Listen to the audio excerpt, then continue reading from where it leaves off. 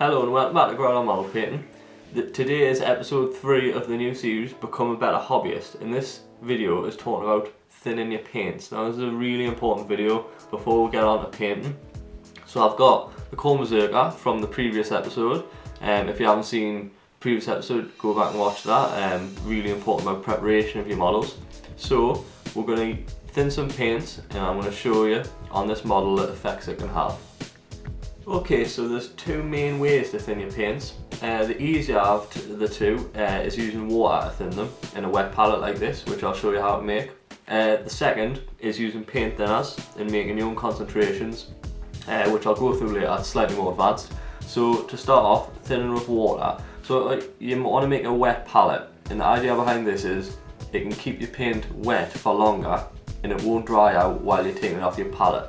So if you just get a plastic container like this one and you fill it, I don't know, about inch of water on the bottom, and then I just use a dish sponge, and then you just get that as wet as possible, soak it in the water, and then once we've done that, we need to get some cartridge paper. Now this is an example of cartridge paper. You can get it at any art shop. So I've cut a little sheet out. And what we want to do is we want to get this wet, and we want to lie this on top of the sponge. So I'm just going to get this wet first, and we're going to lie that on top of the sponge there. Now, soaking into the sponge, get all that water absorbed up. So that is now our wet palette. Okay, so now we've got the wet palette set up, we're going to start thinning the paint. So as I've said in previous videos, I think the first video in the series, I do prefer using Vallejo paints. This is an example of one, red for the comb mazurka. Now the best thing about these paints and thinning them is you can actually just measure how much paint's coming out by dripping it onto your palette rather than using your brush to take it out like some of the Citadel paints. So I can measure 1, 2 drips out of this bottle onto there. That's all I need for now. And that will be automatically thinned out. As you can see there, it's starting to thin out. And we're going to use this and we're going to apply it straight at the model. It's nice and thin there, now it's on the wet palette. So I'll show you. I'll apply it to each leg here. As you can see there, it's got really nice coverage. Nice and thin, we're not losing any detail. If you feel like you want the paint thinner, you can add more water to it on the palette. But as this is a base coat, I want to keep it opaque. I don't want it to be too thin. So as you can see, that covers really nicely. It's a really quick and easy way to thin your paint, because all you have to do is make your wet palette and drop it on there. You can do it in large quantities, and it makes real sense if you're painting a lot of models at once and you just want to keep your paint wet for a long time. It's also very good if you're painting a very large model like a tank and you're just doing your base coat, you want it all one colour. You can actually just apply the colour straight onto the wet palette, it'll keep it wet for a long time, and you can just keep taking from that palette rather than it drying out all the time. Okay, so the second way to thin paint, it's my preferred way. It's slightly more advanced, but it gives you great control over the flow of your colours, how thick you want them, how thin you want them. So I've got some flow improver here. This is just picked up from any art shop. We've got thinner medium, this is the Vallejo one, and I like to keep a separate little container to make some custom concentrations, which I'm going to show you how to do now. Okay, so I'm going to make a custom concentration here, and it's going to be 9 parts water, 1 part thinner. So we're diluting it at 10% because you don't actually need much thinner. So I'm going to use this flow improver that I was talking about before. And the idea is you use a plastic pipette like this. You can get these from art shops, they cost nearly pennies. And what we need to do is, as I said, it's 9 parts water, 1 part thinner. So we're going to do 9 drops of water, so we need to count them out as before. 3, 4, 5, 6, 7, 8, 9. and we need to add 1 part thinner to the 9 parts of water. So we'll just get some thinner on your pipette, and we just want 1 drop out of this. That'll go, that's all you need. And there you've got a custom concentration that you can use to thin your paints. Okay, so we've got a custom concentration here, 9 parts water, 1 part thinner. Just give it a good shake. Now we can use this as a thinner for our paints now. This concentration that I've made up, it's more of it makes your paints really thin, it makes them flow really well, and all you need to do is use 1 drop of this out of your pipette to 3 drops of paint. So I'll show you that now. So use a tile and get some paint. Now 3 drops of paint, 1, 2, 3, to 1 drop of our custom thinner mixture. So just need to add 1 drop there, maybe 2, and this should thin the paint right down. I think I've added 2 drops there, so all we need to do, it's no big deal, is add a slightly bit more paint to that. So as it's 3 drops of paint to 1 drop of thinner, we need to add 3 more drops of paint to this. So 1, 2, 3, and this should give a really nice consistency of paint. As you can see there, it's nice and opaque there. You can see right through that, and we can start applying it to the model. Hopefully you can see it goes on really well. It is slightly transparent, which is what we want from this mixture. I'll show you better concentrations for making it more opaque, but this mixture here is for getting transparency, so this would be good as a layer paint rather than a base coat, but it can do both. And we can just paint this on, it just goes on really easily because it's thinned down so much. Yeah, it's not thinned down to the point that the colour's split and you can see through the paint. Okay, so that concentration there was a really nice thin one. It has a long drying time. It's got a lot of fluid in it. Like I said before, it's transparent, but it still has very good coverage. Now we're going to look at some other paint thinners, but before we do, I would say a lot of this paint thinning is down to judgment. So if you have a really thick paint to start off with, you're going to want to use a really powerful mixture to thin that right down.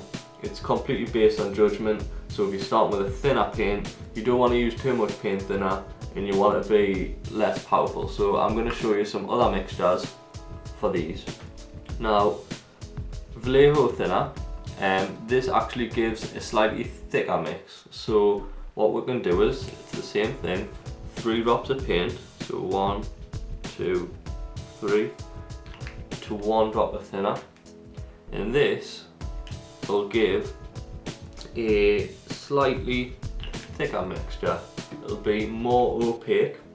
It has a shorter drying time than the previous one, and as you can see, it is quite a lot thicker. So this is really good for base coating models, and it is less work because you don't have to make your own concentrations. You can just take it straight out of the bottle and add it to the paint. But you can also customize the Vallejo thinner as well, which I'm going to show you how to do in a second after the shoulder pad.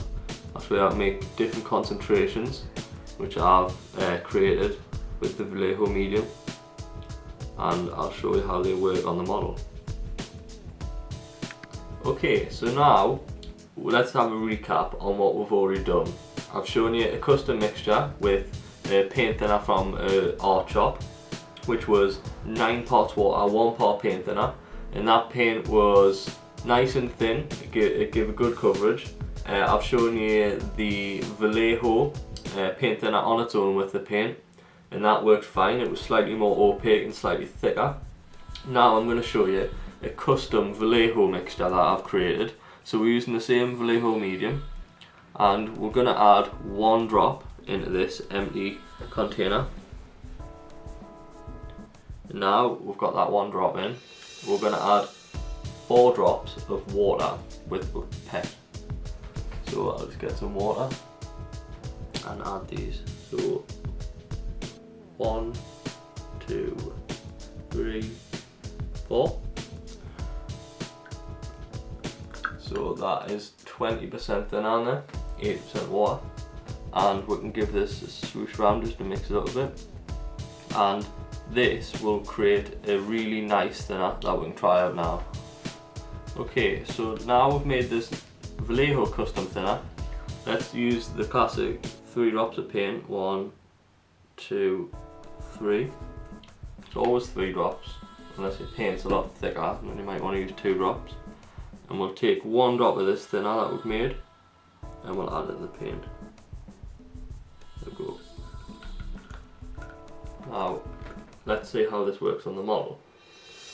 This thinner is quite a bit thinner than the last one we did, the 100% Vallejo thinner, but it's not quite as thin as the other mixture we made, which was 10 parts water, as this is only 4 parts water. So let's try it on this shoulder pad here. So you can see, it has a transparent nature. You can see slightly through it, and it has very good coverage. It's very easy to paint on, and this will take slightly longer to dry,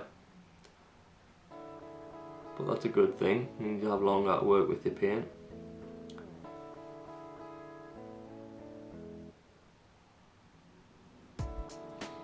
So at the end of the video we'll do a comparison on water paint thinning, so thinning your paint with water. We'll show a comparison of all these different mixtures and how they perform. Okay, so we're going to go over and sum up all these different mixtures that we've used. So first, let's talk about the water palette and watering your paints down with water. Now this leg, the leg I painted with that mixture, and as you can see the finish isn't great. It's better than if you just used pure paint and didn't water it down at all, but it isn't that good. You can see some little bubbles, well not bubbles but lumps in it. It's not an absolutely perfect finish. However, it is completely opaque, you can't see through it, which means it's good for base coating. So overall, yes, it is easier to do. You can use a lot of paint on it at once and it won't dry out, but the finish isn't great. Okay, so the second mixture we made was 9 parts water to 1 part water thinner, paint thinner. So this mixture we used on this leg. So this is a much smoother finish, as you can see. It's come out much better than the water one because we've actually used some paint thinner in it. It's more transparent, but that's also very good if you're layering the paint. If you're base coating, just give it 2 coats, it's fine. The pros of this is you get a giant bottle of it and you're going to water that down to 10%. So if you buy a bottle of it for about £6, it's going to last you for years because you're going to water that down so much before you mix it with the paint. And it does give a very nice finish overall.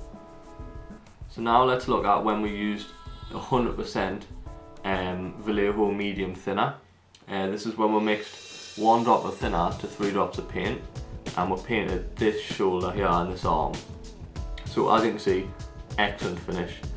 Just as good, if not better, as the last thinner mixture. Slightly transparent, but that's what we want in a paint. And it's give a really nice, clean, matte finish across the model. No streaks, it's absolutely flawless. Now let's look at the last mixture we made. So the last mixture was 1 part medium thinner to 4 parts water. So this is 20% thinner, and then we mixed it with 3 drops of paint. This is this arm here and this shoulder pad. As you can see, it is just as good, but it's slightly more transparent. So this would be better for a layer paint. so you can see through it a bit better, so it would bring the base colour through. It gives a really clean finish, it's excellent, and it'll make your thinner go for longer because you're watering it down to 20%. So that's also a pro of it, so you'll save money there.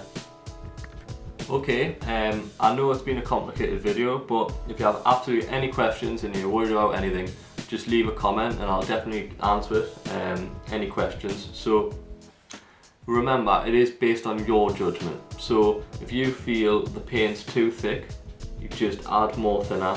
If you feel it's too thin, add more paint. It's based on what you want. You just use these as tools to give you control over your paint. You don't have to go off exactly what I've said. You can play around with them yourself and make your own concentrations, and you can just use empty paint pots to keep them in and label them. So I hope this has been very helpful to you, and the next video in the series, we're going to move on actually painting models. So I'm going to give you a basic way to get a really nice look of your model using loads of different techniques, and we'll obviously, now you know how to thin your paints down, going to get a nice finish on it. So I hope you've enjoyed the episode, and stay tuned and subscribe to the channel for the next one. We'll have many more on the way, so thanks for watching.